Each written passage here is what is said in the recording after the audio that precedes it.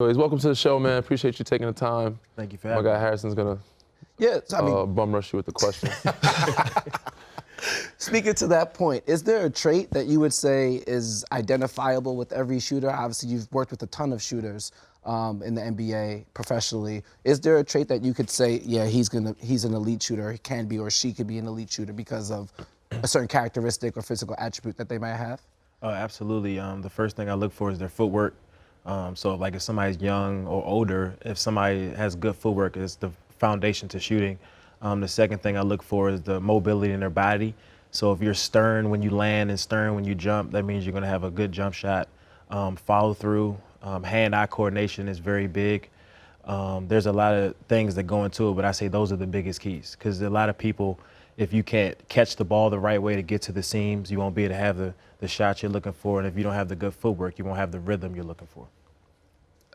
Yeah, I think that's what makes him different from most people that I've ever worked with. And I just recently worked with him.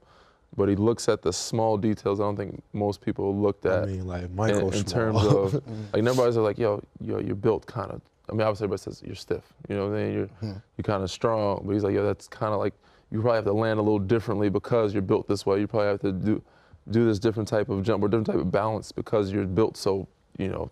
And most shooting coaches will just, work on follow through form. But he's looking at the small details of everything. You're catching, you got to work on catching it like this or getting more stern grip. Or, those small details make a big difference. Well, I wouldn't say big, well, they actually could make a big difference. Just certain small things of keeping your hands open or catching it with two hands. Those small things can actually change a shot or just change the focus of sharpening the tool.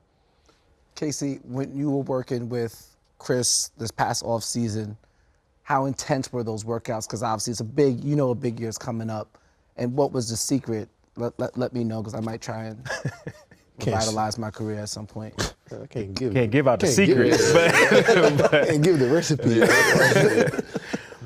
But no, man, it's not hard work. Some days we would do like a lot of movement. Then the next day I'd just be doing spots, shooting. We're just working on making one or two steps, like footwork, hand placements. And then we'll do that one day, and then the next day we'll do it in full speed, to try to get the rhythm, and then we just switch it back to the same thing, keep going that way, But we really just focus more on just hand placement and footwork, getting my hip around, making sure I'm calm when I shoot the ball, and not rushing. So, man, it was like Danny said, man, just small details.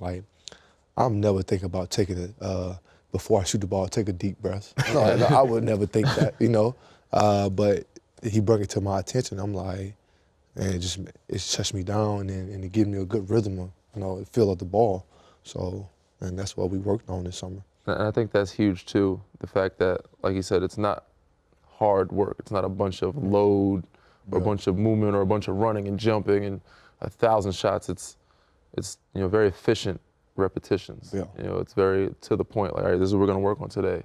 And just building habits is more so habit building and actually going through the motion slower first, going through it slow, step by step, baby steps, like teaching a kid, this is what you need to, and so that you build those habits first, then we'll go to the next thing, build habits doing that. Yeah. And that's what makes it, very great and efficient. It makes you more efficient as a shooter. Just from 200 to 500 shots, just efficient, technique, footwork, hand placement, 200, 500 shots of that. You got any questions for Chris? I was just on the way. Don't let Chris talk, So we're doing Chris, talking for him. I'm sure you're aware that KCP wasn't shooting as well as he's not shooting. Last year he didn't shoot as well as he is this year. Absolutely. And I'm sure you saw the Twitter comments about your involvement with KCP. How do you react? Because your training is supposed to result in elite shooting or great shooting. And when guys aren't shooting well, they could also blame the player, but they could also blame the trainer. Absolutely. I have a lot of confidence in KCP. When I recently met him last year, the second half of the season, I think he was shooting, like, no disrespect, but like 20% from three, and we went all the way up to almost 40%. And that was, like he said, like it was really strict training the second half of the season last year. And this summer, the work that he was putting in was just, it was crazy. So like, as soon as the season ended last year, what people don't know about him, the next day, me and him was training. And we would set goals. And one of the goals was, I want you to make 60 shots in a row. So one day we were in the gym and he was shooting and he kept getting to like 56. But I knew why every single time he kept missing, but I wasn't going to tell him. So we probably stayed there for about an hour and 45 minutes and he's like dying. And I wouldn't let him stop because I knew why he couldn't get to 60 and I was waiting for him to see why. And one of the biggest things that we were breaking with him is just, as a shooter, which they know, sometimes we do get anxiety. You know what I mean? And the best shooters know how to control that anxiety.